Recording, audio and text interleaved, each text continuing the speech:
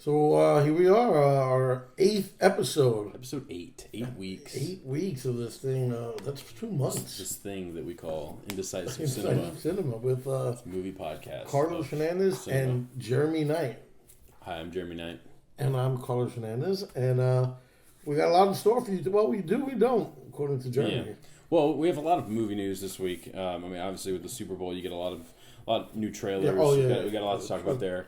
And just a lot of that stuff. I'm going to talk about Foxcatcher, which I finally saw, and a little movie that I saw called Borgman, which is a wonderful little foreign film. We'll talk about that in a little bit. And then our director of the week this week is Michael Haneke, Austrian director.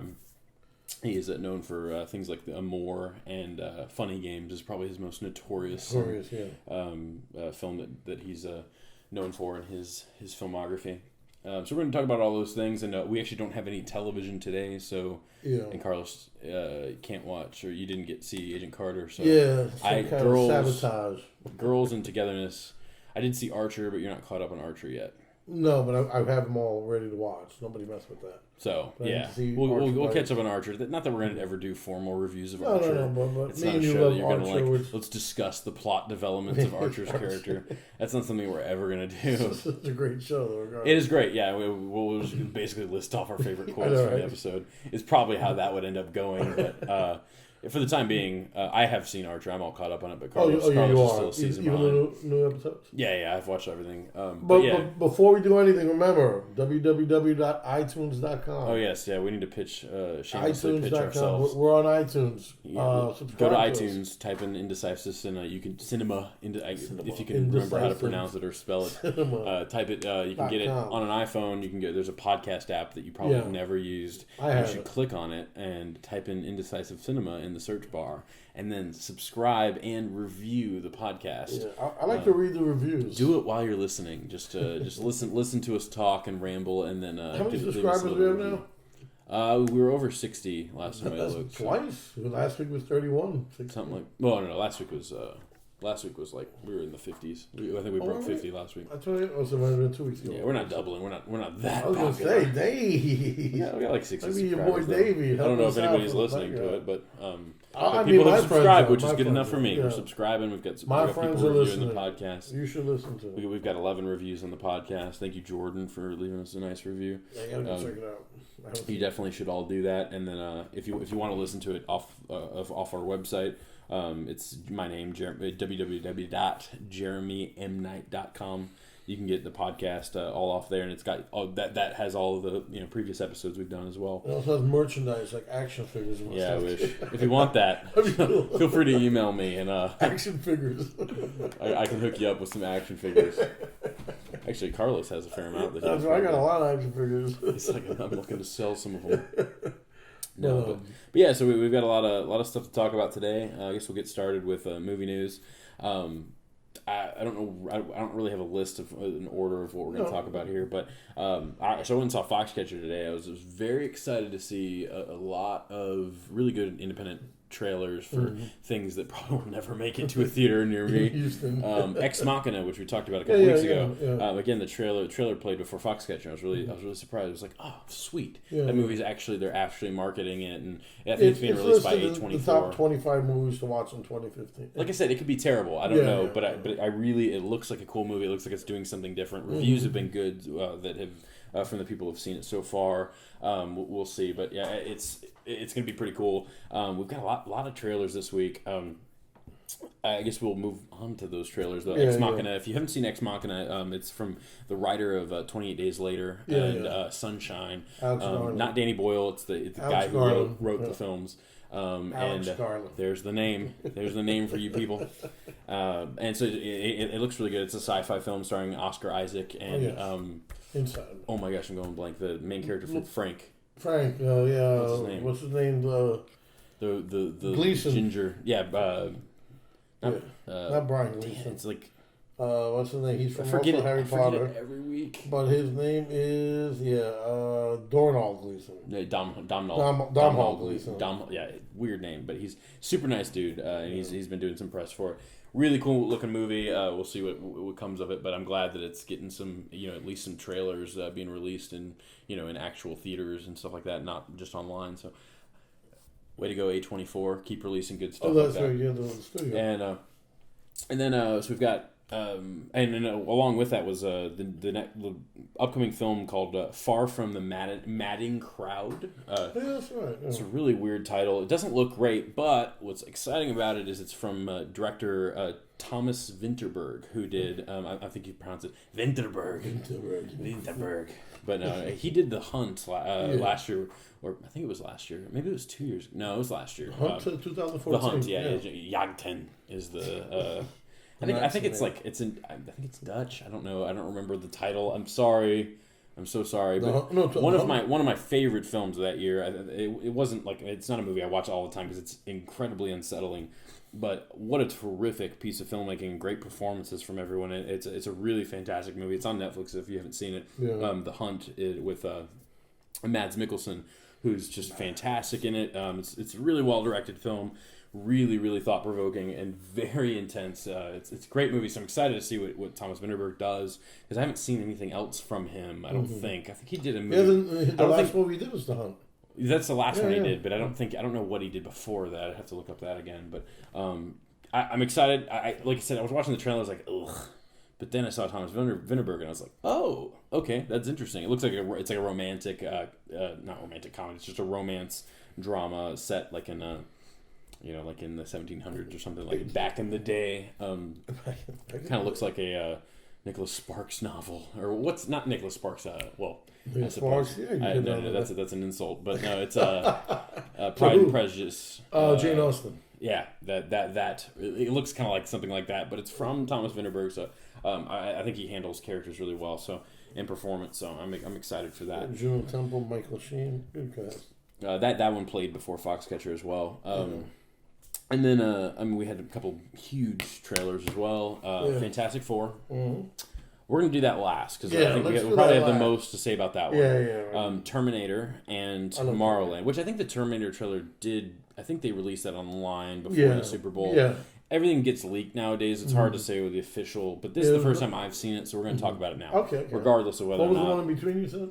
Oh, Terminator, Tomorrowland, and Fantastic Four. Okay. Tomorrowland looks freaking amazing. Yeah, I'm excited about Tomorrowland. Okay, so I love Brad Bird, the director of Tomorrowland. If you haven't seen the trailer, it looks like this girl picks up a ring, finds a ring. I think where is she when she picks it up? It looks like she's coming out. They give her the. It literally looks like she's coming out from jail or something like that. And they gave her a ring. There's like a possession. It was like her this ring. This is not mine. Yeah. And he's like, well, it was in there. Like they're giving her all her belongings back after getting out of prison. That's kind of what it looks like. It might just be like for a little girl. I know. Yeah, that's kind of strange. But I realize that girl's 20 something. But yeah, I don't know what that is. But yeah, and she gets this ring, and it she touches it, and it teleports her, or not teleports her, but we don't know. We don't know what it is. She goes to Tomorrowland. She leaves her Tesseracts.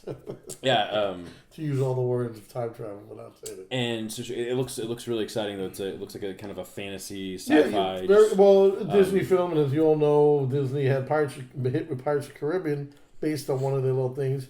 Tomorrowland or Tomorrowland is also another attraction at Disney, and it just does.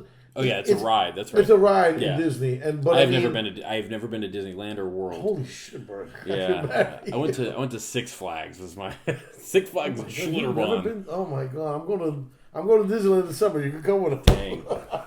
But I've never been to one of those lands. So being that it's a Disney thingy, it again like the best Disney films, it makes me feel young again because I love Tomorrowland. I'm a Disney kid. I grew up going to Disney almost every year. But I mean, I just love that. Like, she presses the button to do it. She's there. And then the score, like the whole, the music, the way that. And I actually like the teaser more than I liked the trailer. Yeah, the actual trailer, the longer one. But it's not because I just don't care. I just want that. The teaser was all that I wanted from that movie. But I am so excited for this movie because I mean, Brad Bird did The Incredibles, which is one of the best animated films. I think that's. That's ever been. So I mean, I think he's got some really solid animation, animated credits, I suppose. Mm-hmm. And then he did the Mission Impossible 4 Ghost Protocol, which I think is one of the best Mission Impossible movies. I loved it, if not the best. And let me tell you, I think I barely made it through the first three, But that like 4 was so gross me, man. I mean, 3 is pretty good. J.J. Abrams, produced or directed that. No, he directed. J.J. Abrams did do 3. That one's okay. It's Brad a better Bird did step in the right 4. direction. John Woo did 2. Yeah, which is terrible. And then Brian De Palma did 1. So oh my god, the 2 is the worst. But no, he directed one of the best. If not the best, I think it's one of the best for sure. Ghost Protocol is really good. I mean, this dude knows how to do action. He knows how to do animation. He knows how to just direct. I mean, just in general, how to construct a really good film. And this just looks. It really. The trailer gives me chills every time I see it. It's so exhilarating. I'm really excited for it. It's awesome. I can't wait for this movie. And then we had the Terminator trailer, which played during the Super Bowl. Loved it. I love the Terminator. Genesis. Really? I mean, there's so many things. Number one, do we care though? Is my question at this point. Like, do we really? I do. I do. You got Daenerys playing Sarah Connor. That's cool. From fucking Game of Thrones. She's such a great actress. She's incredible, and she looks hotter than hot. And believe it or not, she actually looks like a young Sarah Connor. She looks like Linda Hamilton. The dude, I don't care about. I forget his name, but he's into action stuff. And again, how many times can they tell the whole story of sending them back? But that whole shit with old Schwarzenegger, and then you fighting young Schwarzenegger. That's pretty awesome. That's fucking awesome. I have to give. I mean, the minute you see them confront each other, I mean, come on, man. I mean, this is like I can't help but be pretty excited for that. And then like you dive into this whole alternate universe, and every week we always touch on for some reason. Alternate universe, and it's like in this universe, the Terminator from 1 took Sarah Connor in as a girl, raised her, and so you have this like whole mommy daddy issue, or and then the whole thing with the Terminator from 1, the original comes back, and I mean, I love how they done it. I mean, after part, what was it, Rise of the Machines? 3 and 4. After 3, I mean, I really didn't care. But I mean, this actually seems like somebody put some thought into it. It does. And the script is really good, and they've been talking about the script for a long time. I'm excited. I'm a huge fan of the first 2. I mean, obviously, I don't know why you wouldn't be unless you're just not a sci-fi person. But I just want to see a good one. Yeah. And I don't give a shit if it's another bad Terminator movie. I'm not going to be because it has to be really good, or I don't care. Obviously everybody. Of course, that's everything. But like, I am not so excited just to see another Terminator movie that I'm just going to be I'm not going to go crazy about it just because of it's another Terminator movie. Yeah, no, agreed. Because I don't care about Terminator that much. Yeah, I've never saw Terminator Salvation or anything after. Horrible. I don't even know if there was a movie after that one. That's the last one, I think. Yeah, okay, was it? So it's a jumbled mess. But this one excited me. I mean, like I said, the whole, alternate universe and coming to one. I mean, and like the fact that John Connor is kind of like John Connor's the boy. Kyle Reese, like even he doesn't know what the fuck is going on. I think that's cool because like maybe he went to the wrong universe. I mean, it's like who knows what's going on. The story's under wraps, and then you got the T-1000 from part 2, but played different, of course. The real not Michael Biehn, Robert Patrick's an old dude, but he looks like him. Even the Asian dude looks just like Robert Patrick. That man, like even as old as he is, he's got that face. Yeah, it doesn't age. But I'm very excited to see that one. It comes out right by my birthday, and I told her, I said that's my birthday movie. Yeah. She's got hers. I got mine. This one I want to see. I just hope it's good. I mean, I don't even care. I just if it's a good movie, I'll be excited about it. If it's not, I'm literally gonna forget about it before I walk out of the theater. Hopefully it's great. Hopefully it's amazing. I hope it's amazing. I would love that. Me too. Speaking of amazing, Fantastic Four. Holy shit! We're gonna fight on this. I know it. No. Okay. I don't think so. Because all I'm gonna compliment is the cast. Yes, because I know you love the cast. Because I love everyone. I love the cast too. I'm not gonna lie. I love the cast. Not because it's accurate or right in any way. Oh my God, yes, so wrong. Because I don't know that this is such a strange cast of people. I just love everyone in this film, and that's like, all that I care about. That's the only reason I'm excited. And I agree with you. That all of these great people are in this movie. All these superhero movies coming out, casting wise, I mean, they're not wrong, they're not right, whatever. I mean, or they're okay.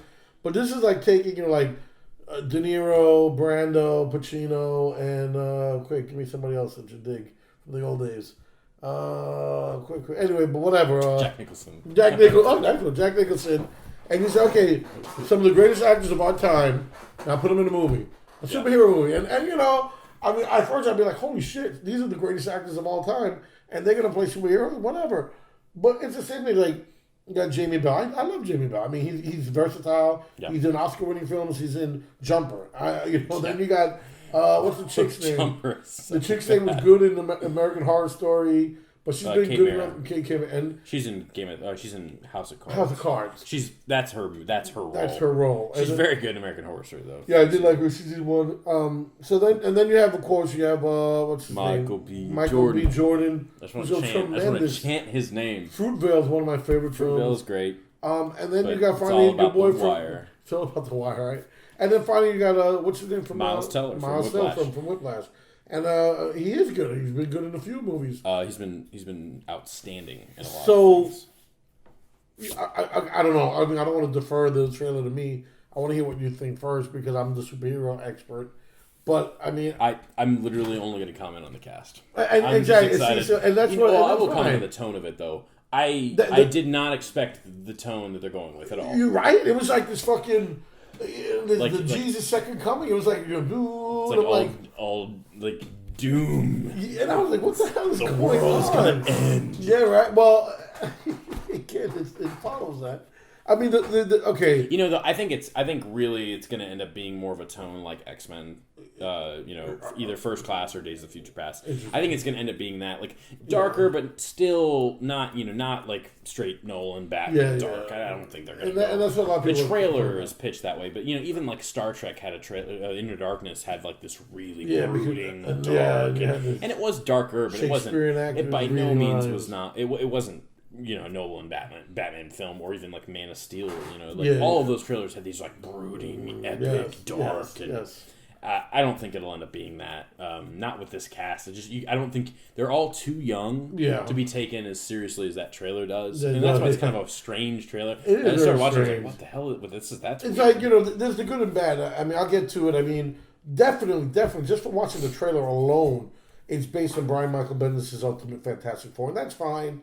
So is Avengers, if you want. It's based on Carlos talk for a minute here. Yeah, no, it's based on the Ultimate Universe.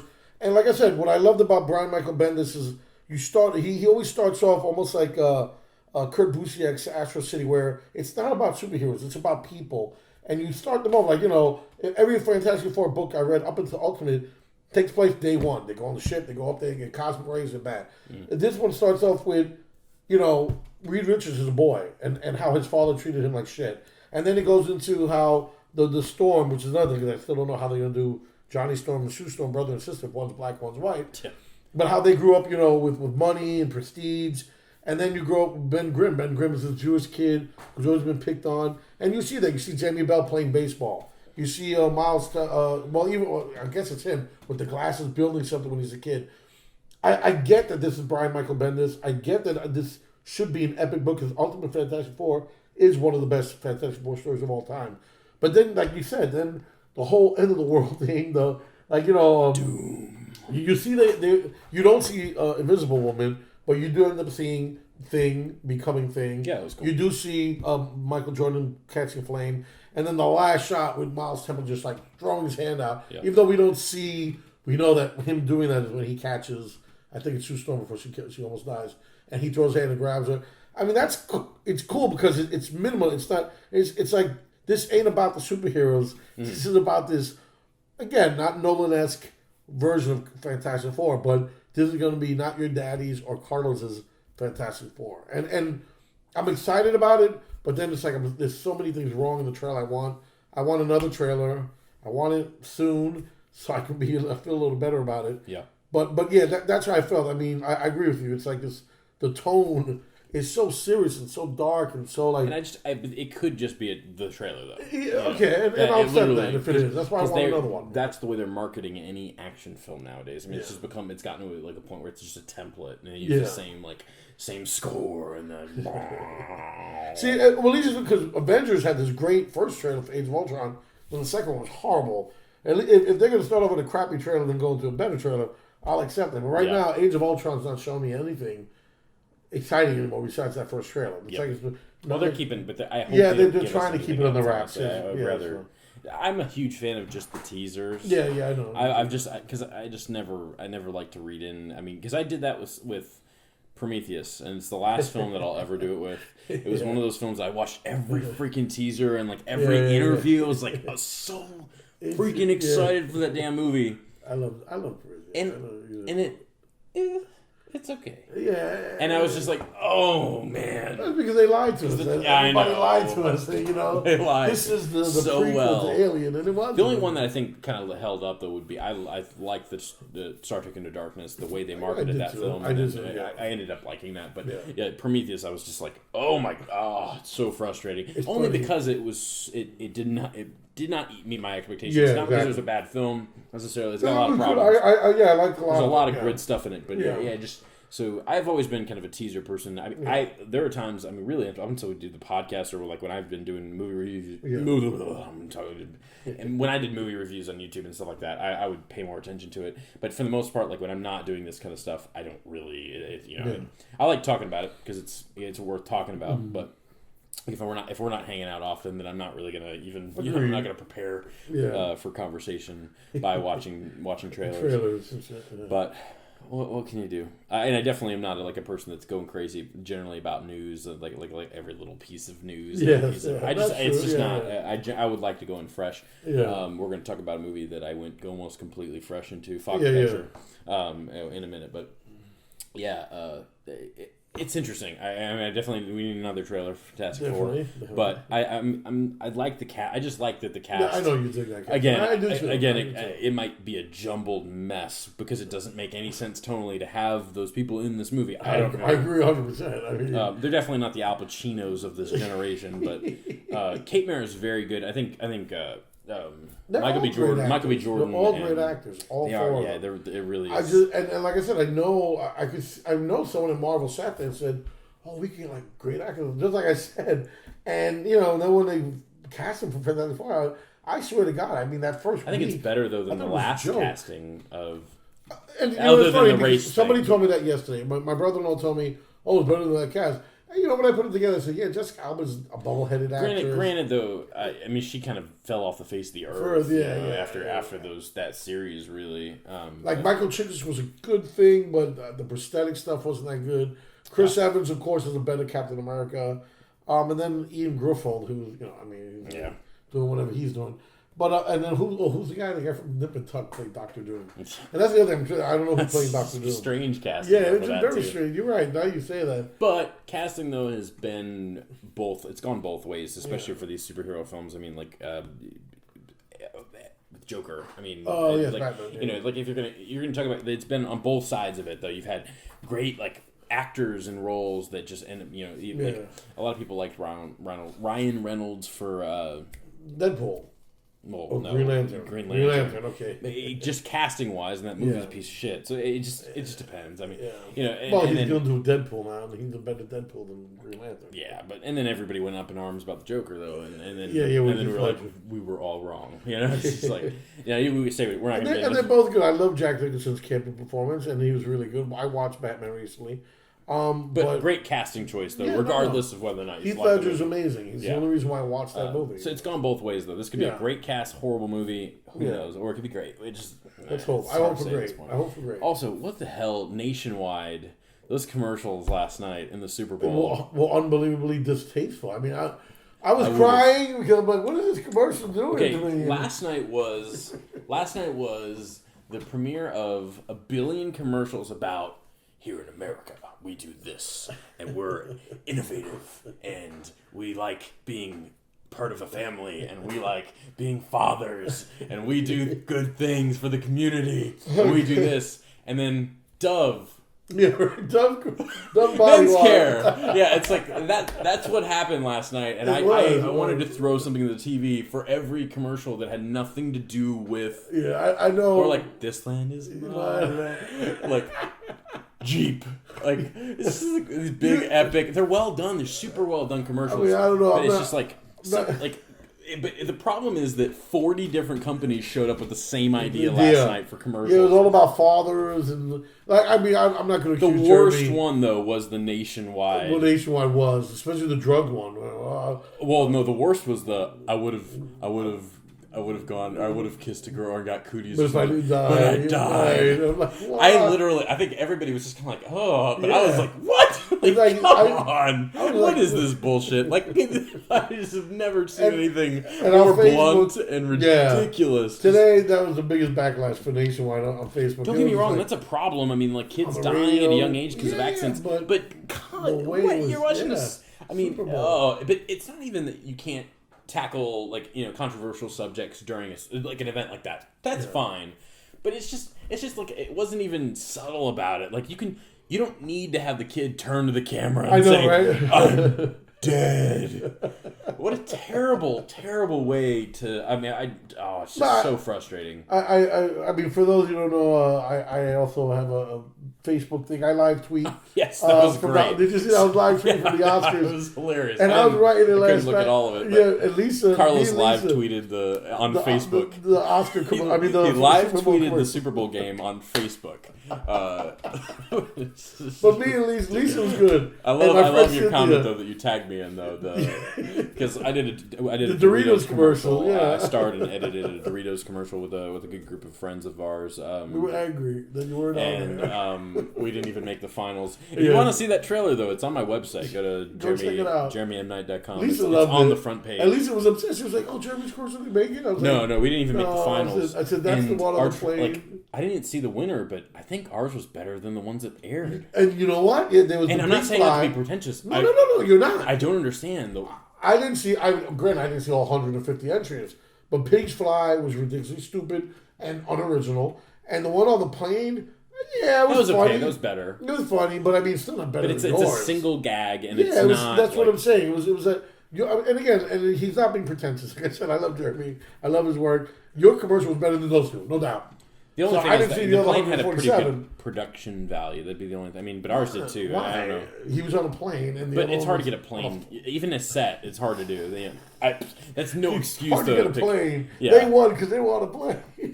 Whatever. Oh, we're at the 30-minute mark. This is let's move on. Yeah, anyway, Nationwide, fuck you.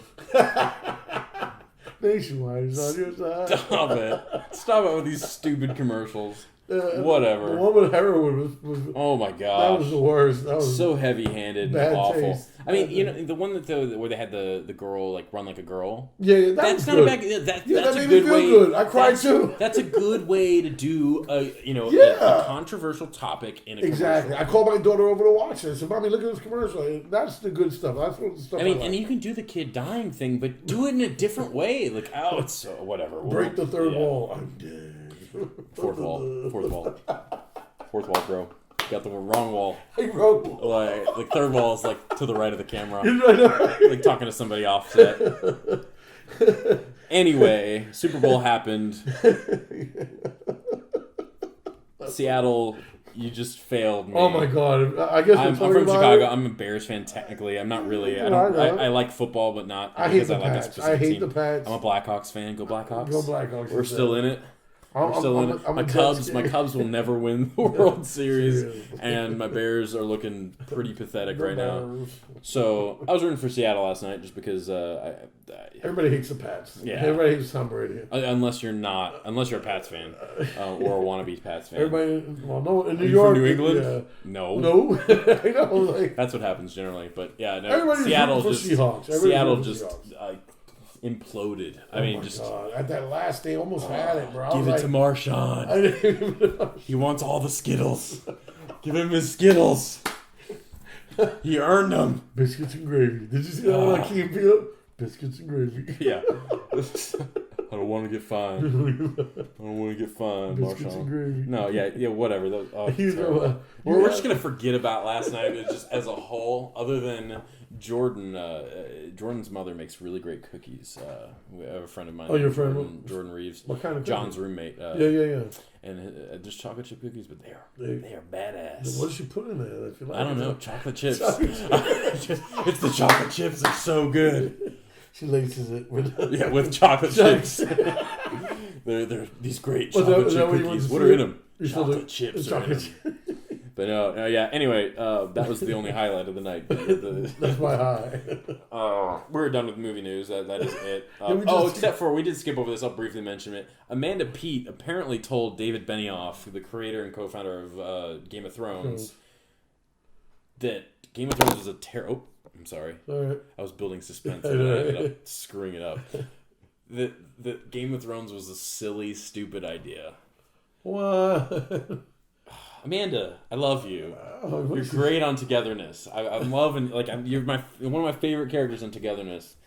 Don't be talking about Game of Thrones with your husband. Because Game of Thrones might not have happened if Amanda Peet had gotten away with her villainous crime of telling the creator of Game of Thrones that it was a bad idea. Also, the Game of Thrones season 5 trailer is out. Yeah, that was amazing. Awesome. It's an amazing trailer.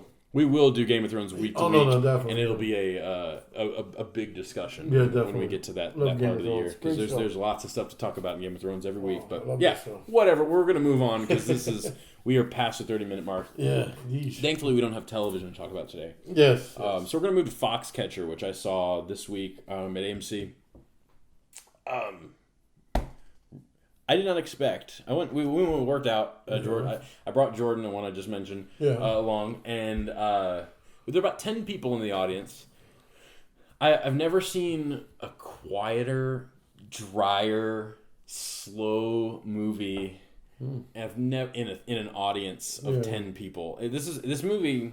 So it's by Bennett. I literally had it pulled up on IMDb. Bennett Miller, who did Moneyball and Capote, both great movies. Yeah. And he's done The Cruise. That's it. Yeah, but Moneyball and Capote, which both movies I really enjoy. And now he did Foxcatcher, which is a story about Jean Dupont, which is this rich, I'm assuming billionaire.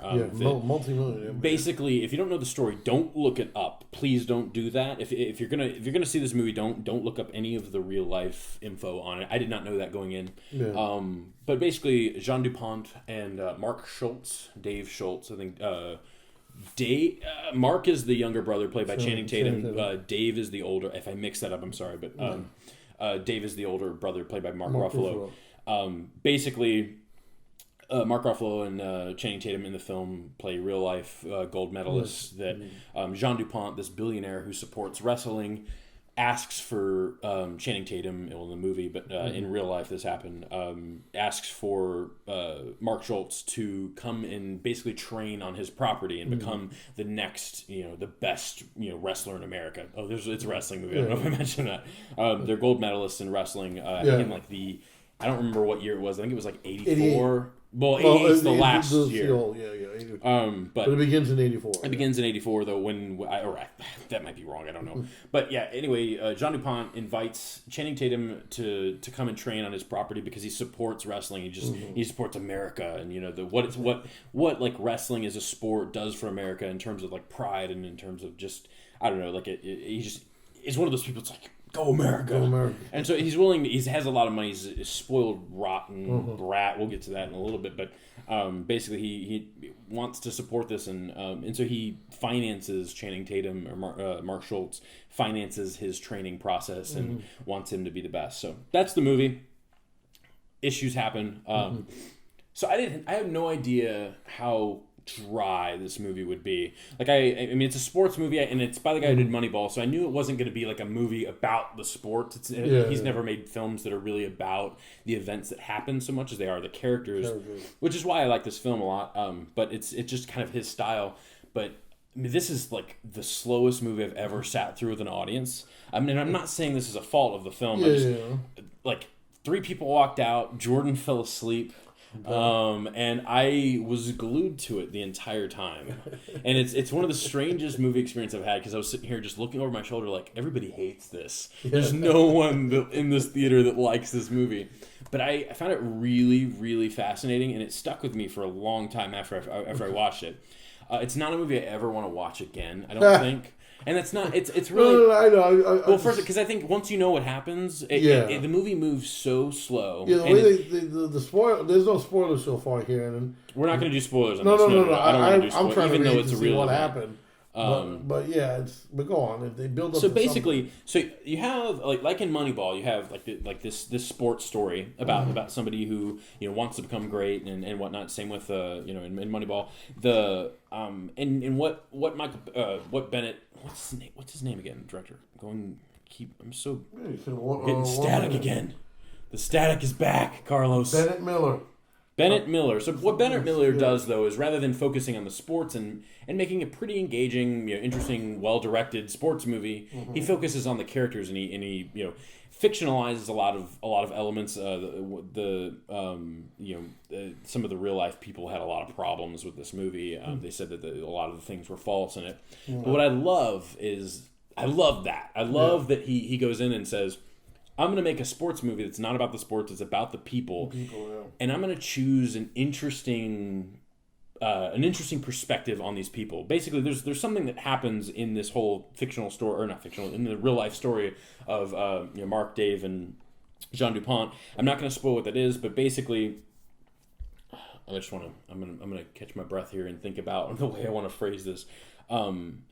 There's an event that happens, and so you go from point A to point B, and if you read the story, it's amazing what happens, and it's fascinating, and it's I'm trying to think of how I should spoil this, but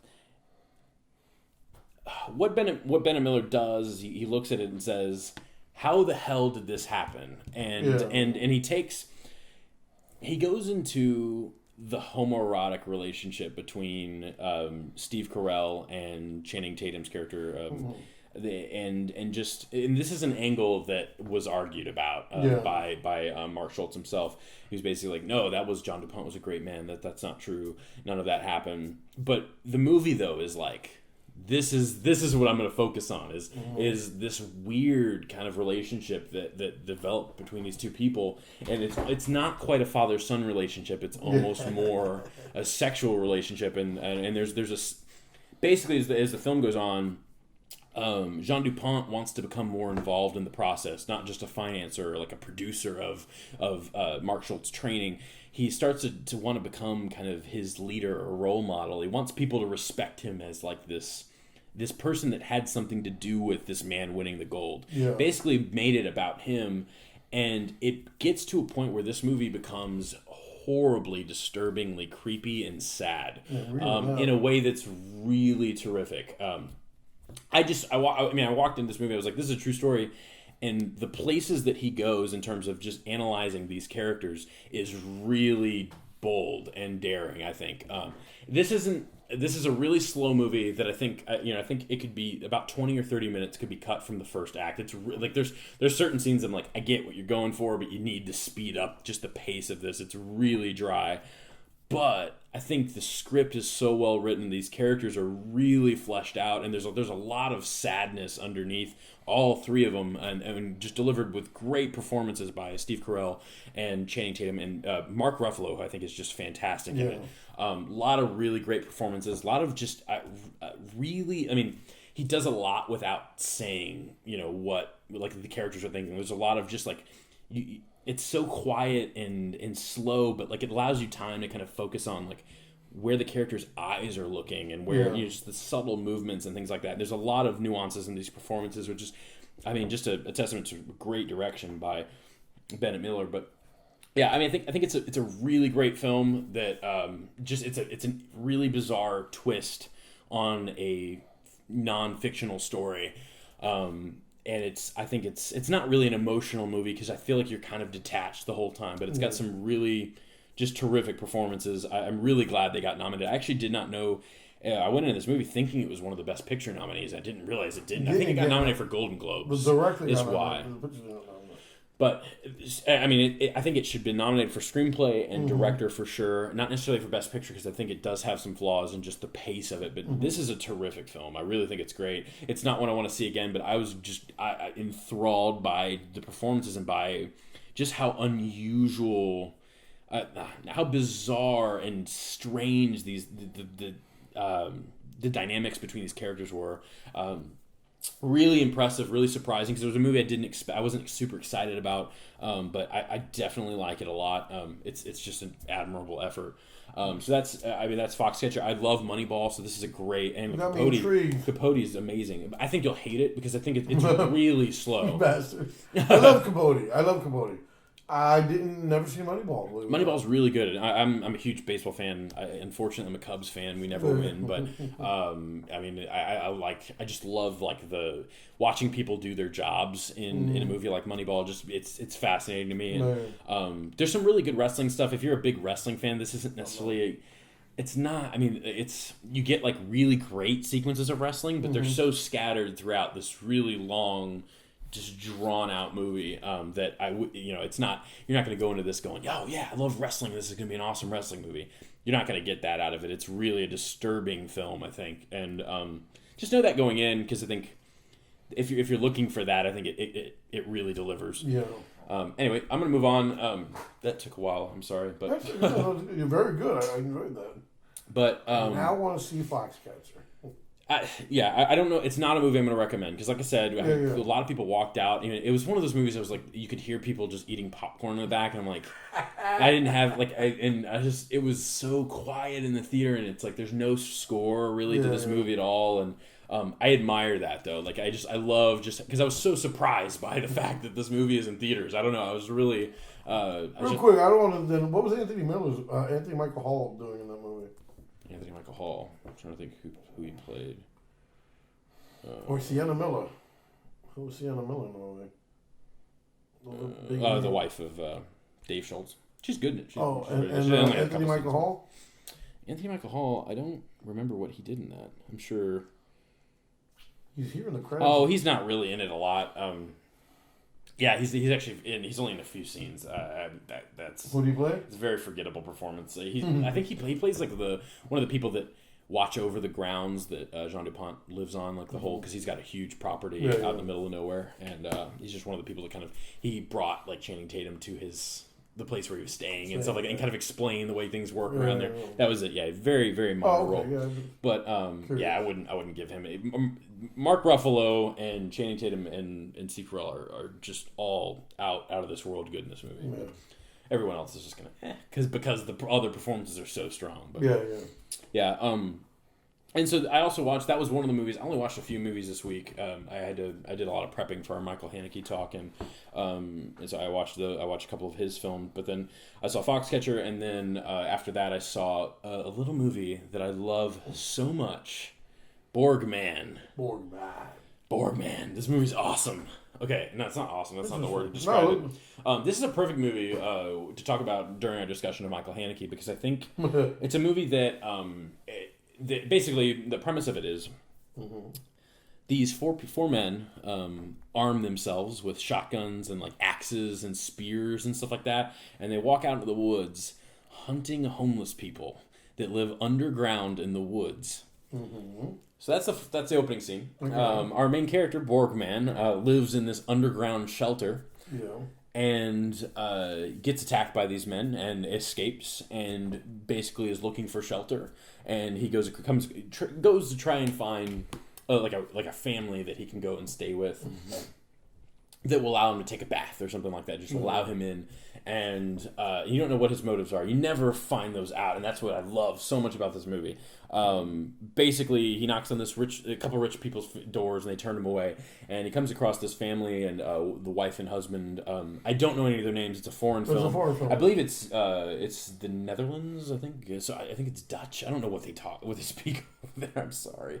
It's almost like I'm not going to get that wrong, so I'm just not even going to say it. But Alex van Warmerdam is the director. But no. So he knocks on this door, though, and is it Dutch? Okay, cool. I put Dutch question mark in my notes for that, but that's literally the only note I have on this movie. But no, so he goes up to the door, though, and he knocks on the door, and he's like, hey, can I go and take a bath? And the husband says, no, that sounds like a terrible idea. No, you can't come in my house. And he says, I know your wife. And the guy goes, what? And he says, and he basically, the husband like walks out and ends up punching Borgman in the face. And the wife feels horrible about this, and so she waits for the husband to leave, and she lets him come in and take the bath.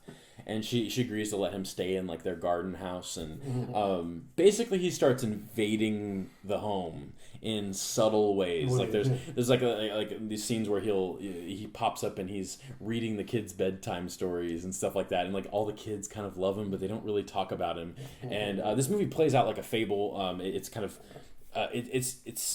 it's dreamlike throughout the entire film. It's not like there's things in this movie that just wouldn't happen in real life. And even the character of Borgman, who you never really know his motivations, and there's actually a scene where the wife, who kind of develops a relationship with him over the course of the movie, she walks into like the garden shed, and she sees this dog. It's like it's a really great scene. She sees this dog in the shed, and it's like I don't know dogs, but she sees this dog, and she looks in and says, Camille, I think is his name. I think it's Camille is his name. It's like Camille Borgman or something like that.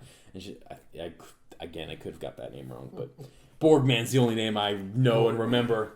But and she says like, is that you? To the dog. Camille. And then Borgman walks in with this other guy, and it's like, I found your dog, and walks him out, and it's this really strange scene.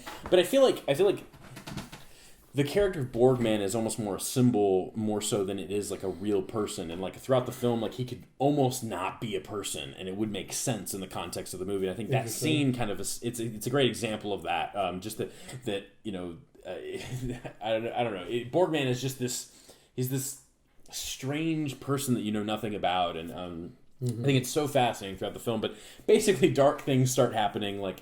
The current gardener gets murdered, and all the homeless people fight for the position of the gardener, and they slowly start to invade this home, and it's this great, dark, twisted comedy that's just so much fun. It really is surprising. Shout out to Whitney Seibold from Crave Online. He runs he co-runs the B Movies podcast with William Bibiani, Bibbs.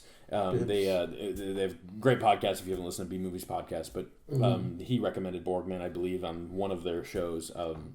And so that's the only reason I knew about it. But what a fantastic movie! It's really great. It's just so strange. Like there's sequences where characters get killed and their heads get put into buckets of cement, and they drop them in the river. It's brilliant. It's so strange and just fantastical and dreamlike, and it's a movie I will watch again. I'm going to buy it. I love it. It's really terrific. So it's on Amazon streaming if you want to check it out. It's free for anybody who has Prime. And I couldn't. If you like dark, and the reason I was going to mention earlier with Michael Haneke, it reminds me a lot of Funny Games, but just in like a lighter way. It's like they're kind of toying with the family and like characters will walk behind people and stuff like that, and characters aren't aware that they're there, and it's funny, but like but it's also really dark in a way that Michael Haneke kind of does well, particularly with Funny Games, but much lighter than Funny Games, and that's why I like it so much. It's just so much fun. The tagline on IMDb does say the perfect cross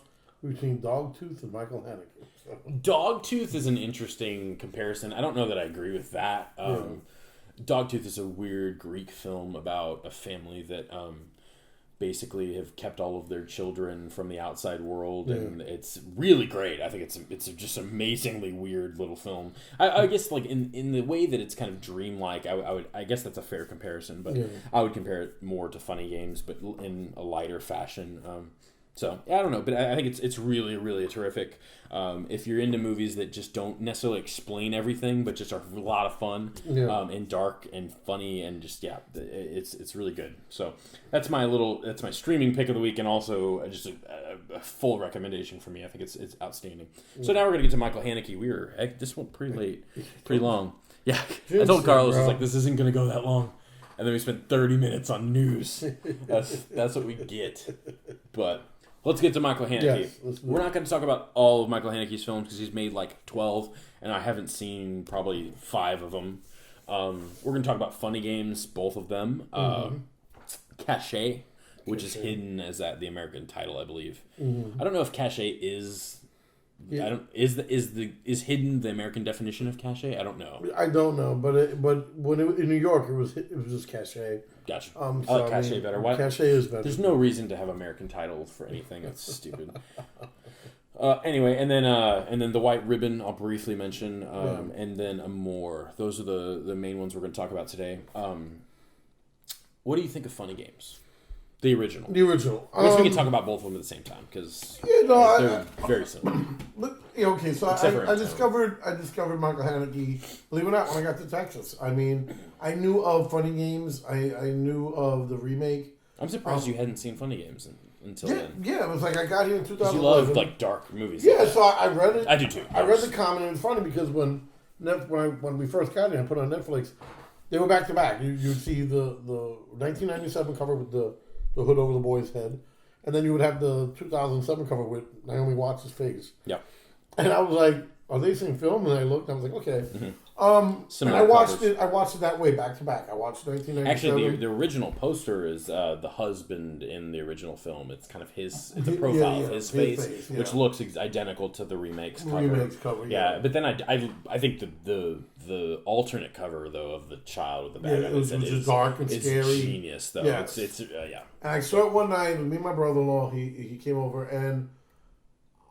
It was. I mean, I'll be honest. It was disturbing to say the least.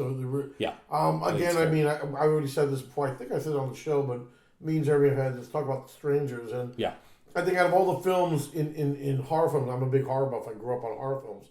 I think The Strangers is the most scary film to a father because you're the most helpless in Strangers. Uh-huh. That movie makes you feel helpless. It makes you feel like you're not safe in your own home. Talk about and that's funny the games. worst thing. Yeah, and Funny Games is just that. That's really funny. And it's funny because I saw The Strangers before I saw Funny Games, and that's the first thing I said. I said, one of the strangers stole for this movie.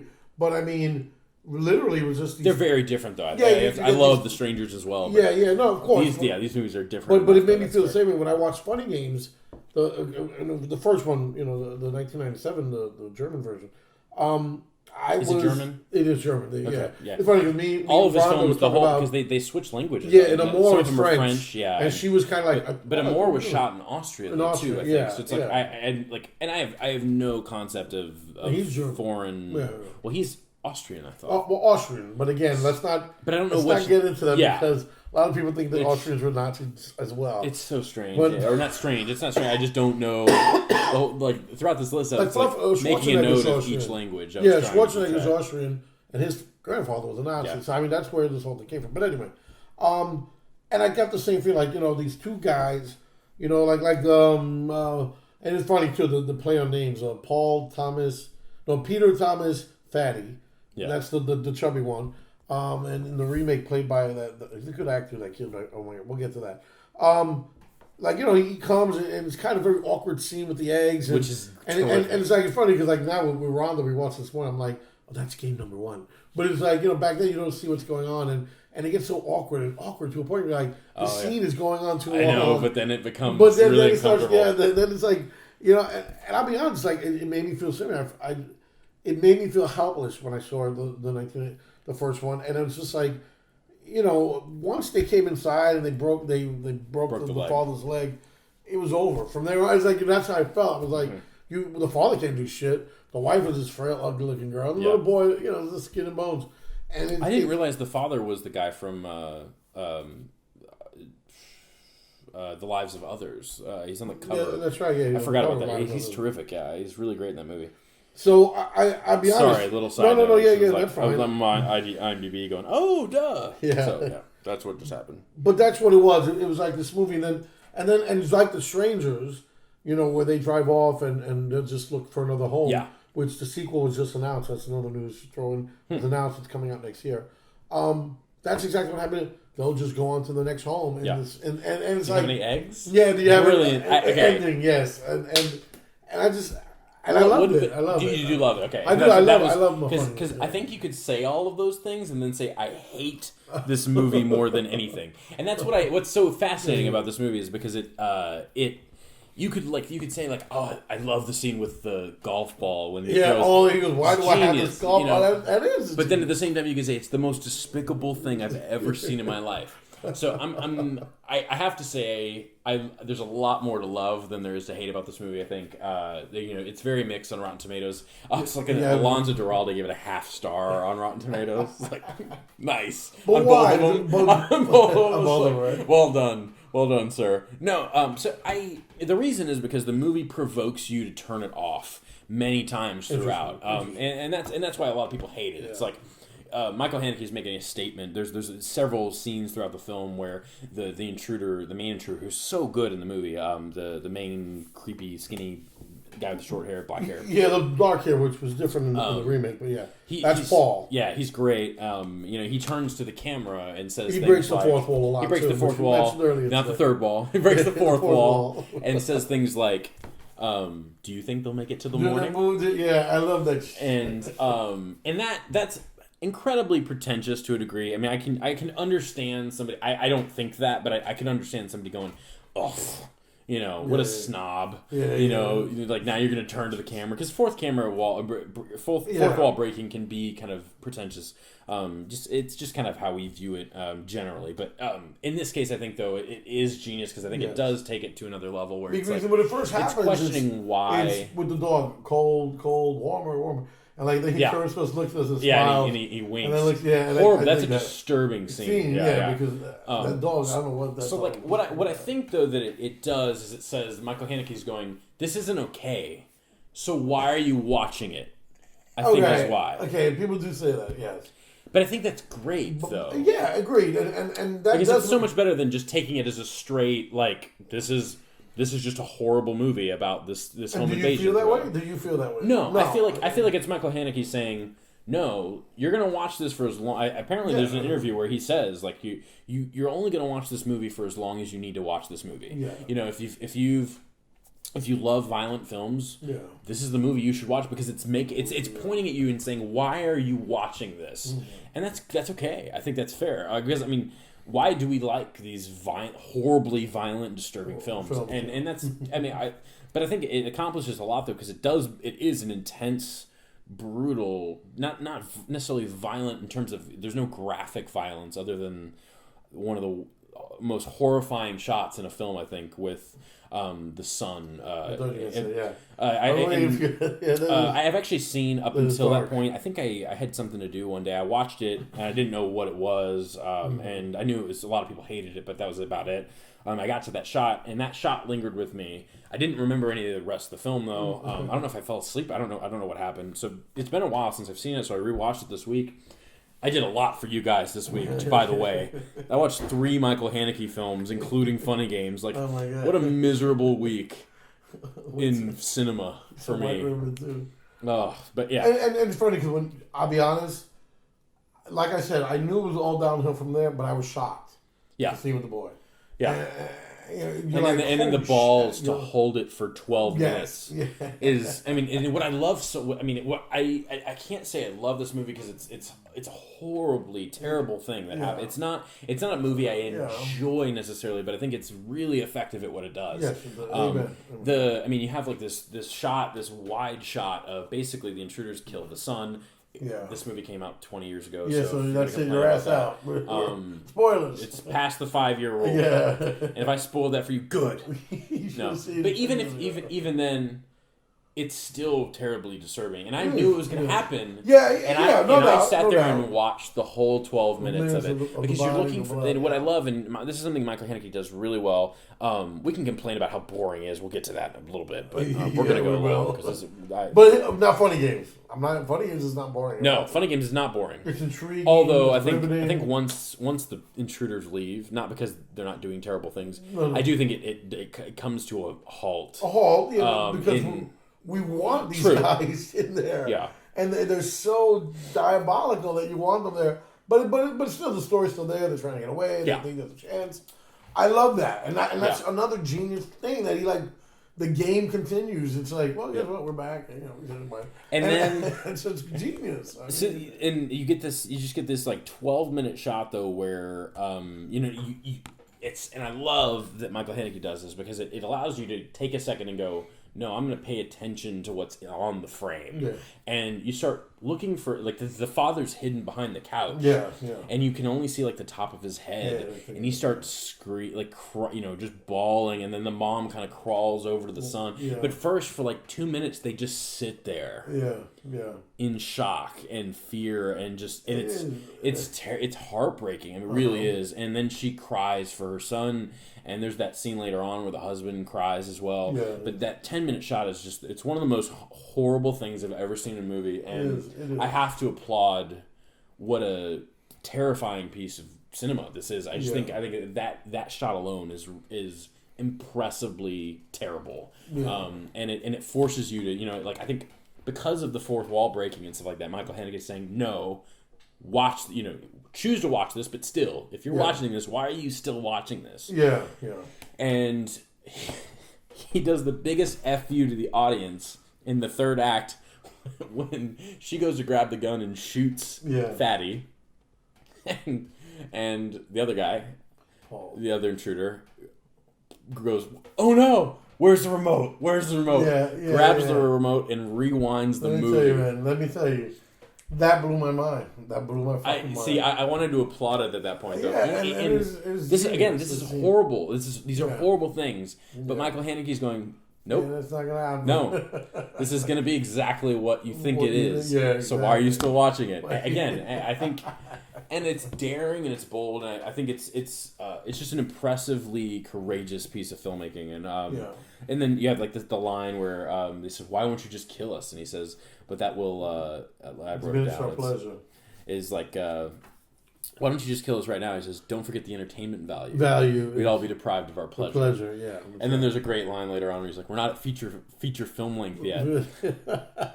And I mean, these are all horrible things, but at the same time, it's Michael Haneke acknowledging the fact that, I mean, obviously, it's blatantly obvious. I mean, anytime a character turns and talks to the camera, it's the most obvious form of, making a statement to the audience. I mean, clearly, but still, I think it does change the way you watch this film, though, because it's not a film to be enjoyed, and I don't think that was the point at all.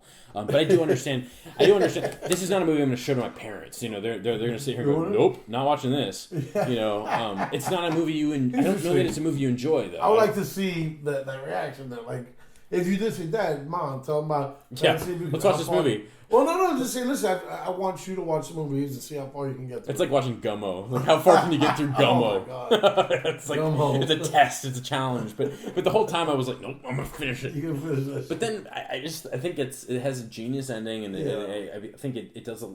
Anytime a movie accomplishes something, horror in a film, anytime a horror movie accomplishes not necessarily scaring you, but freaking you out or disturbing you in any way, I think it accomplishes that. I think there's a line you cross, though, and it depends on the tone of the film whether or not it's okay. Antichrist being a good example of that. Where I think Lars von Trier crosses the line and says, "No, F you, audience," and he says that all the time. Oh yeah, he does it in every film. But anyway, I think it's a real. It's not a movie I'm going to go buy necessarily because it's not a movie I'm going to watch every year. Yeah. But I think it's a must view. Yeah, I really think, unless you don't like violent movies at all. I think if you're a fan of violent stuff, you really need to watch this movie. And not because you should enjoy it, but because you need to watch it. And so are we not commenting on the remake and wait till we get there, or I haven't seen the remake in a long time. So honestly, my only question for you is it identical? It is shot for shot, except for certain things, like you just mentioned about the shooting of the kid. Hollywood doesn't linguist 10 minutes on the kid's body. Okay. That don't happen. It's stylized. It's different. I think that's what makes the original. And I think what he did, he actually with the exception of the shot of the boy, because I agree with you that there's a reason why it's there. He fixes a few things. I think. Well, I'm sure it's shot better for sure. It's shot better. Again, beautiful actors. I love Michael Pitt in this movie, and Tim Roth is in it too. Brady Corbett. It plays Fatty, even though he's not fat in this film. But Tim Roth is perfect as that dad that you could see that he's timid. Naomi Watts is perfect as the girl. And then that's a good the little boy, I mean, I don't even know who, when I was a big guy, he's a dull ear. But my point is this, and I think the only thing different is and she was saying the same thing. She goes, I remember the room being so much smaller when they're all sitting down. And in the original, it's a giant room when he sits them all down. The use of space... Like you see a lot in the background, but he uses a lot. He does it though, so he basically divides the room in half. Yeah, but I mean in the remake, a shot from the he middle does what he should have done. He gives them a small room. Yeah, the room is very small as opposed to in the original where they're in a giant room, but they just focus the camera in this tight space. And this one, in the remake, you focus on that you're in a tight space, which you're makes it more claustrophobic. Yeah, and you're in a tight bind. The characters. Again, I mean, I think it's funny because since we see the original, like for Tim Roth to get treated that way, Naomi Watts to get treated that way, it's like it's different when you see it with Hollywood actors, especially how good they look. Because it does make a difference though, because that's something that I think is really disturbing about the original though, is that it's just this normal, they're not great looking people by any means. They're just normal people. They're normal. They're not Hollywood stars. But and there's also a big, like stealing from like the rich and the wealthy thing throughout a couple of his films that it's not really a big heavy-handed element of it, but just kind of this like you don't deserve to be wealthy almost, and I don't know. But Borgman actually also tackles that, and I think that's part of why people make that comparison. That kind of disrespect for wealthy people. But I don't know. Anyway, Well, and before you move on, what do you think ever happened to those guys? You think he'll ever do a sequel, or you think that those guys got caught, or they never got caught? You mean the two guys, Paul and Peter? The characters, just the characters themselves. What do you think? I don't know. I think the movie ends where it needs to. Yeah, where they just get away. And I would hate to see us. I mean, that's why I don't think the remake needs to be a thing. But true. At the same time, it does further establish the fact of why the hell are you watching this movie. But I think it's kind of again. I'm not a fan of remakes, American remakes of films in general. So they said they're going to remake The Raid. Why? But American version though. Right? Yeah, that's stupid. Just go read. There's not even that many subtitles in that movie. Like. It's an hour and a half. It's an hour and a half of fighting. Just America needs to learn how to read. That's all I gotta say. But I guess we'll move on because we are running a little late. We only got a couple films left to talk about though. We didn't see Piano Thief, so we'll talk about Cache. So Cache, I bought for like $11 or something online. Mm-hmm. And for what reason? To watch? Or? Well, I was gonna have to rent it either way because I wanted to see it because you had said you'd seen it. So it was a movie. I was like, we can never watch every film of a director unless it's somebody like I've seen all. I was thinking about doing Paul Thomas Anderson next week just for the sake of not having to watch four movies in 1 week to catch up. Like I did this week. Especially this week is just painful because Michael Haneke. These are depressing, dark, dreary films. Yes. I like them though. I mean, I think I like them. I do too. I'll be honest. But it's like you have to be in a mood to watch a Michael Haneke film. When you told me he did a more, I was like, what? But did you see it though? Yeah, sure. Because I think that makes sense. Once you see it, it makes sense. It totally fits in his own way. Yeah. Au revoir. But Cache, I'm gonna ask you what you thought. It went over my head. Interesting that you said that. I feel like I still don't even know what the hell happened at the end of the movie. End, basically, the end is him saying, "I'm going to go to sleep and hide away." And that was kind of and it's further establishing that whole metaphor of like, or not metaphor necessarily, but theme of not being able to hide from your past and not being able to. You're always exposed to what the things, the actions and choices you've made. Even if it's so young of a time. Basically, the premise of the film is this family starts receiving these videotapes of like their house, and they get wrapped in these disturbing drawings of like a child with his neck cut and stuff like that. And so this family kind of, they're just a normal kind of, he's a television producer, and I think she's just a teacher. I don't remember. Yeah, something like that. Yeah. And they have a son, and basically the bad things start happening. It kind of progresses. They start becoming more paranoid as the film goes on. But that's about it. That's really the premise. It's a lot less interesting than that sounds. But we never do find out who it was, right? We don't know for sure. And that's the most intriguing part about this film. So throughout the whole film, you're basically Michael Haneke. It opens with this 4-minute shot of traffic. Yeah, going by. Yeah. And it's just, and you don't know what it is, and you're just, and so like I was sitting like literally, and the credits start popping up, and then the credits like it's not a crawl, it's just like a credits that kind of pop up all on the same screen, and I was just like, I hate you, Michael Haneke. And right when I said that, the characters who live at the home they start fast forwarding the video. Yeah, the video. So I was sitting here and I was like, okay, cool, I like that credit. That's an interesting way to do credits. Yeah. 2 minutes later, I'm like, all right, Michael Haneke, come on. And then they start fast forwarding the video, and it says the main characters say it goes on like this for 2 hours. Mm-hmm. Yeah. And it is immediately it's brilliant. Then I go, Michael, I get it, Michael Haneke. This is this love-hate relationship I have with him. You know, he does something, and I sit here and I'm like, get on with it. And then he goes, here's the point. And you go, oh, you're good.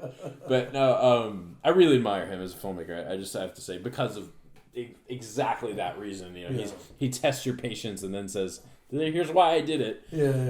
But like in a film like Cachet, though, it's so basically he establishes immediately that, you know, these people are watching a videotape of their own home. And that's a great way to open a film, I think. And I think it kind of meanders here and there, like a Michael Haneke film.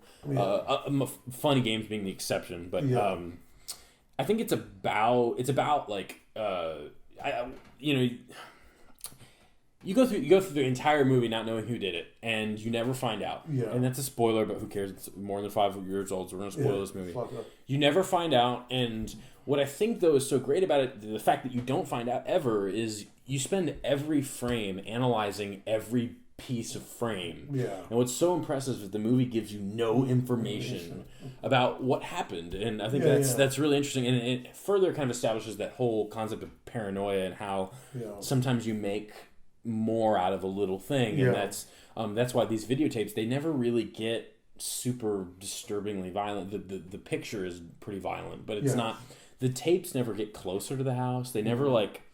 You know, so it never moves past just being videotapes of their house. That's terrifying. I mean, if somebody sent me a videotape of my house, I'd be really nervous. I'd be like, who the hell is the videotape? But he takes it too far, though, and starts, you know, and then we find out more about his past, and I think he kind of tries to establish kind of a racial, political undertone to the movie about the Muslim kid that grew up with the family. I think he was Muslim, I believe. He was a Muslim, grew up with the family, and eventually the Muslim kid cut off the neck of a chicken, which is a great scene, by the way, where we see that happen, and he walks over and hits him with an axe, which is kind of, it doesn't make sense, but it's more of a dream. It basically get these flashbacks to this moment in time where this Muslim kid who grew up with our main character cuts off the head of a chicken, and then the main character, there's a Georgie in like every film. I don't know if that's intentional or what, but White Ribbon has one too. But so basically the main character George tells on this Muslim kid and gets him sent away at a young age, and it ruins his life, and that's the kind of we find out that it's this person that he goes after, and then you never find out like if that was, what's the motive. And you never find out the motivation of the son either. You just know that this Muslim family has a lot of hatred towards this person. I think it's fascinating. There's a great. I think this shot where the Muslim dude kills himself is horrifying. And, it is. You know, he says, "I want you to be here." I think is the line. And he slits his throat and falls, and that's the main cover of the film. That's the blood spatter along the wall. And again, another shot where he holds it, and you just take in every bit of detail, like where, you know. I think it's all about perspective, and it's all the movie's literally about you know, just not being able to get the information that you're looking for. I don't know. It's over my head for sure. But I think when it ended, I went, okay, that's interesting. But I hated watching it for most of it. It's just kind of like, this is so boring, Michael Haneke. And it's not like I can't even fault him for it though, because I know that each film will be like that. And it's funny because when I saw Cachet, and I don't laugh at me, but it's like. I'm surprised. I was so intrigued because I was so intrigued to know what the fuck was going on. I'm not gonna lie, I may have fast forwarded a little bit of shit, but for the most part, and then when he got there, I was like, oh, okay, maybe it was all that. Then he cuts his throat. I'm like, oh, I said, I'm not gonna really know. Then the son was kind of hinky. I'm like, what the fuck is going on with that kid, bro? And I thought maybe he set up his dad. That great scene in the elevator where you totally could have, and it's kind of on the edge of violence the whole movie, which is very interesting and. It's not a movie I'd ever really watch again, I don't think. Like a lot of, other than Amore. Amore is the exception, I think. I'm going to kill you. But let's go to White Ribbon real quick. White Ribbon, I did not finish White Ribbon, so I'm not going to. I will. How far? It's actually his most, I'm halfway. It's a movie about in before World War One in Germany. It's also in Germany. There's a comment here that I'll talk about, but go on. A bunch of things start happening in this town. Originally, there's like a man or a doctor that rides in on a horse, and the horse runs into a zip line. And this is another Michael Haneke thing, though. That it's kind of frustrating. There's no musical cues for any of this stuff. Yeah. I literally didn't know about the zip line until I read the freaking description on IMDb, and I was like, oh, that's what happened. So he tripped over zip lines. It was planned. I had I don't know how I missed that, but it's just because the movie doesn't give you anything. It just kind of it'll mention it briefly and then it moves on. Even though it moves at the pace of a snail, just like any of his films. Again, my love-hate relationship with him. But White Ribbon, I think again, like Cachet, because like my boy David swore by this film and just kept telling me, oh, this movie is the greatest movie in the whole wide world. You gotta watch it. And he was like, it's like a horror movie, and in a way you get that feel with these kids, and like up until the middle of the film where you know something's happening in the village. You don't know. There's a scene where this person goes and cuts up a bunch of cabbage and there's like some sexual abuse that's kind of disturbing. And the children get beat by their caretaker or father. I think he's their father. That's what I was confused about through most of this movie. I think he might be one of their father. Remember, there's a lot of bastard children and stuff like that. He definitely mentioned the one son, though, that's going to take over the farm. But there's another terrific Michael Haneke scene where the kid goes to get caned. And he walks down this long hallway and then closes the door behind him, and we just sit and listen to some of just muffled noises from the other room. And I think that's what, like, same with Cachet, where he doesn't give you the information you want, and so it fills your brain with these just interesting theories of what's happening, and it's really, that's brilliant. That's when I really love Michael Haneke. There's some stuff like that. I like The White Ribbon. The White Ribbon actually has some characters that are likable, and like the girl that lives in the other town that meets the romance. That's an interesting. You'll see what happens. But she die. I know some of the kids go past missing. The 5-year mark. Actually, technically, no, don't spoil that movie. And it's not. It's not. All right. But you'll watch when you get home. But yeah, I'll finish. But I liked it because it did play. It's slow. I was watching it with my dad. I kept complaining to my dad. I was like, I hate this. I hate this movie so much. But at the same time, like, I admire it a lot. So that's. But now let's get to Amore, because Amore is what got me into Michael Haneke, though. Which is interesting. Why? Because like I said, when you told me Amore, I was like, I remember that, I was like, he directed that shit? Didn't that win Best Picture or something? Mm-hmm. And it won Best Picture foreign film or Best Picture? It got nominated for both, and I think it won foreign. Oh, thank maybe God. Not though. I don't know. Don't scare me, because I thought it didn't win Best Picture. No. That was 2012, which was when King's Speech won. I think, which is not as good of a film as Amore, I don't think. Rhonda sat through it. I mean, I think she made those up once. I literally slept through 99% of that movie. Oh, really? And I woke up every time she screamed or made like a gasp, and that woke me up. And she says, "You." So I'm disappointed in Carlos. I'm sorry. Nothing happened in that movie. Nothing. That's not true. Nothing happened. I mean, okay. Amore is a movie about.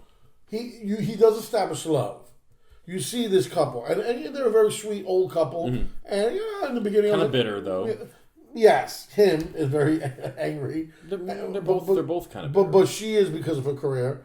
And then you got Isabelle Huppert, who was the worst fucking daughter in the world. Oh, yes. I wanted to smack her. And then, you hear the stories about their grandchildren that we never see, but she keeps them away. And okay, who cares? And then it's like... I just think it's kind of disturbing, almost. This movie really disturbs me. In what way? What do you mean? Basically, the premise of the movie is this... we've discussed that. The premise of the movie is that this older couple, they're really old. They're probably in their 80s, I assume. 80s. And... Well, he actually has like a mini stroke at the table. I haven't seen this movie in a while, so you got to give me a break here. But and she gets really sick and is going to die. I don't know if they ever said that she. I mean, we assume.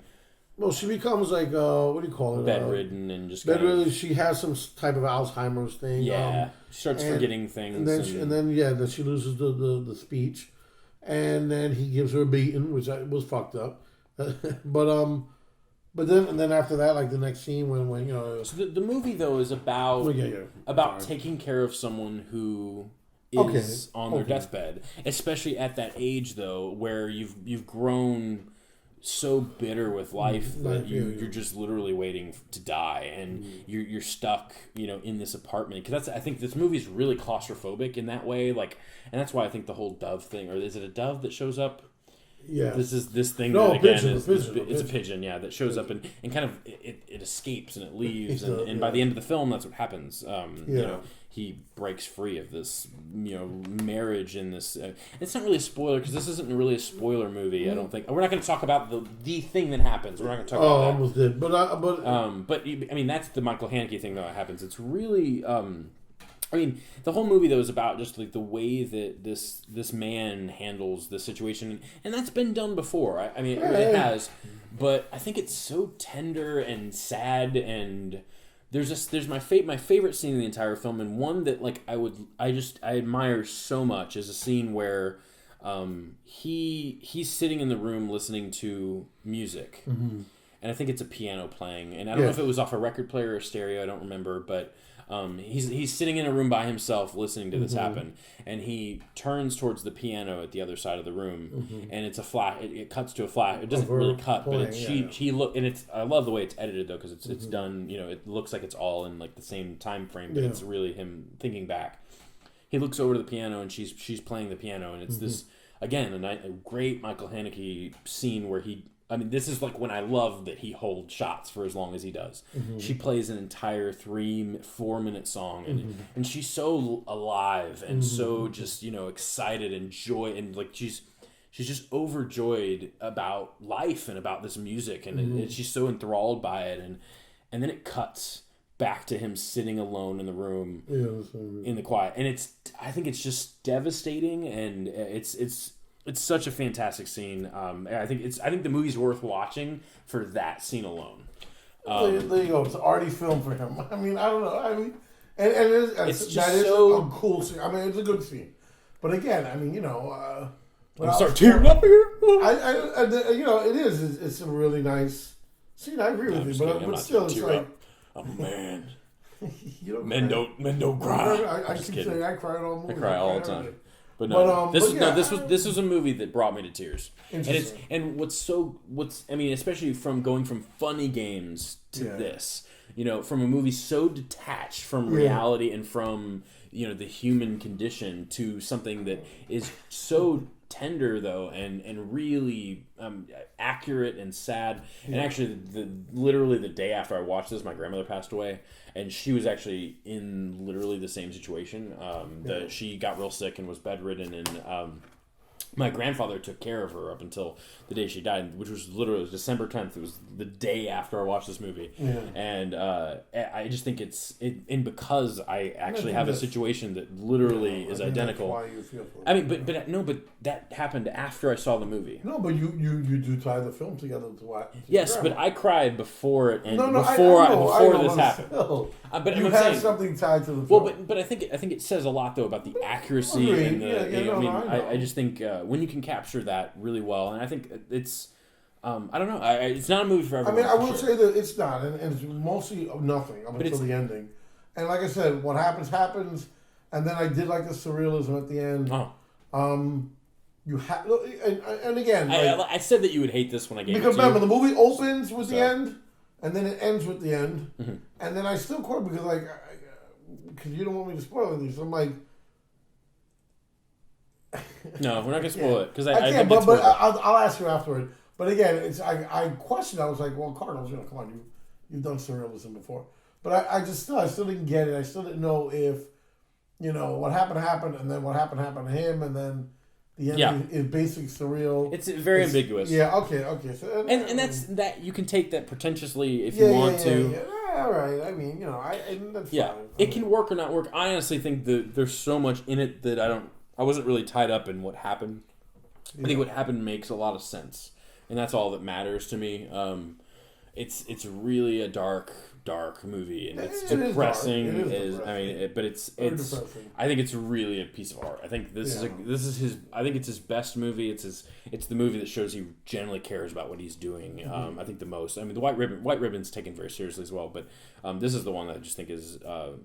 I think it's a really great film. But like I said, it's not a movie I'm ever gonna watch. I mean, I'll watch it again probably at some point, but it's not a movie I'm gonna watch year to year by any means. It's not a favorite film, but it's a terrific movie. I think. Which is interesting because the next film he's doing is called Flash Mob. Yeah, we'll see. And it's about Flash Mob. That's Michael Haneke. We talked about Michael Haneke for 45 minutes. 5 minutes. Yeah, but I'm glad we did though. I'm glad I sat. That's the thing about Michael Haneke that keeps me coming back though. Is I'm always interested in what he's doing, and every time I walk away from a film, I feel like I got something out of it. And his films always keep me thinking. Even when I sit here and I go, I hate you when I'm watching them. Seriously, they're not fun to sit through all the time by any means. Funny Games being really the only one that I think is genuinely entertaining, and not because it should be. But still, because the narrative and the story move along. It does. It's paced a lot better. It's better. But again, like Cachet, I also like the mystery in there. Yeah, I like the mystery in the White Ribbon. So that also propels you, even though there's scenes of nothingness. You got the remote control to fast forward. Yeah. I don't think you should have to fast forward through a movie. I think that's an issue, but it's not a fair complaint of the film because I just. What are you going to do? He's going to make that movie. That's what's going to happen. So it's just you can hate that. Yeah. But I don't know that it's almost cliche to complain about it being boring. I think there's enough in most of his. No, but I've sat watching The White Ribbon today. I was just like, I don't want to watch this right now at all. But at the same time, every time I finish it, I go, okay, I feel like I think you'll enjoy the rest. I know you will. We'll see. I like it a lot. I really admire him as a filmmaker. I think he's operating on another level of filmmaking from a standpoint of he doesn't do a lot with dialogue. It's a lot of visual storytelling, and he does it really well. There's a shot in The White Ribbon where this person's on their deathbed, and it's you can only see the legs of the person, and somebody enters the room, and the wall that covers you can only see the legs because there's this wall in the way, and he positions this person so that their head is cut in half by the wall, and it's just like.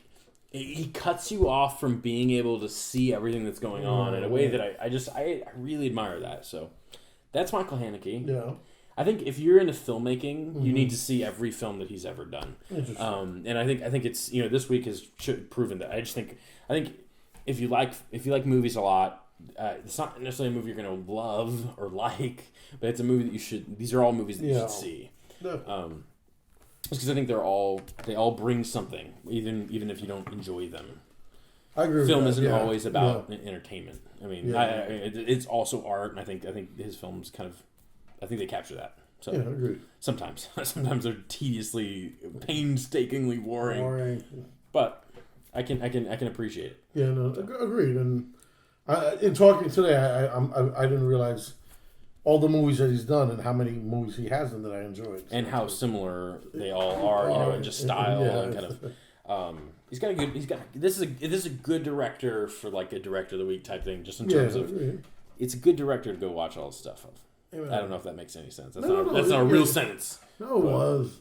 Yeah. So what's the story for next week? What we got on our plate next week? We're probably gonna do Breaking Bad next week. Breaking Bad? Oh, I can't wait! After Jeremy goes, I'm gonna watch the rest of those episodes. Yeah, he's got like 6 left. I saw it when it aired.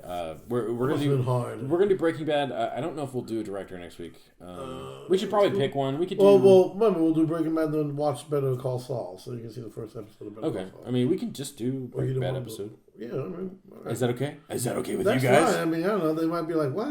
But yeah, no movies. We'll do movie news, and we're going to talk about Breaking Bad and its impact on television. That's what we're going to do. Amen. Yeah. I mean, and now that you finished it, now you can actually comment on that. So we're going to save all that though for next week. Yeah. This is episode 8 of Indecisive Cinema. We're iTunes.com. At an hour and a half. Subscribe us. Remember when I said, "Yeah, this is going to be really short." I know it was going to happen. Michael Haneke got to us. He got us. Anyway, so appreciate it, guys. Yeah, go to iTunes or review, subscribe us, review us, do everything you can. Let us know what you think. YouTube, and then go to it's also on YouTube. It's also on Vimeo now as well. Yeah, I want to go to Vimeo. Not all the episodes are on there because I'm not going to pay for Vimeo because I work as an editor, so I'm not going to I can't upload a bunch of stuff, and so I only have like 500 megabytes of storage each week, and so I hate you, Vimeo, you suck. But no, and so it's not all the episodes. I think up to 6 is on there, but No, leave a review on iTunes, Definitely. though. Please leave a nice review on iTunes. But then, if you want to complain, go to YouTube or go to my website, jeremymknight.com, and complain and tell us what you think of the podcast for real. Tell us. Please don't do that on iTunes, but please tell us though in the comments on YouTube or on the website though, and let us know what you want to see in the future, what you think of it so far, and any recommendations or anything like that. Yeah. We're not going to cut it short, so if you're going to complain about the length, that's just not going to happen. Yeah, we like to discuss. We want to keep it closer to an hour, but it's just we're there's no real structure because we're not getting paid for this. Yes. And as usual, we can do our pitch for that. If you would love to pay Carlos and Jeremy to review some cinema for you, I'll review cinema for you. We will definitely do that for money. Amen. And film. So if you want to pay for us to go see a new movie each week, let us know. Yeah, I like movies. But as of now, though, we're not an hour show on the radio or anything like that. So we're going to go for an hour and a half. You can feel free to listen to that or not. That's up to you. But that's just kind of... But no, Jeremy's good. He's good at what he does. You got to hear what he's doing here. You get better and better every week with your reviews. And I'm glad he does the reviews. So. I just throw in my interjections. But very well done. This is a great show. You guys got to really... We're going to do a little applause for ourselves real quick. No, I'm just kidding. But it's a good show. Come back next week. Breaking Bad all day, all night, and a little Better Call Saul. We'll do a little movie news, and then unless there's just no movie news, then maybe we'll do. I was thinking about doing Paul Thomas Anderson. Yeah. So if we have time, we might talk about Paul Thomas Anderson. Yeah, we can do that. I like Paul Thomas. Because we've both seen all of his movies. PTA. So that's there's no prep for that. So that's he directed Resident Evil, right? yeah. Paul W.S. Anderson, the mastermind behind the Mummy. No, that's right. No, he did Resident Evil. And he did something else. A bunch of shit-tastic movies. A bunch of just... Oh, no, wait. Did he do Alien vs. Predator? Right? Oh, yeah. Another shit-tastic movie. But yeah, that is it, guys. We're gonna wrap it up. So, all right, guys. So appreciate you listening to this lengthy episode. I'll see you next week. We will see you next time for Indecisive Cinema. Episode 9. Episode 9.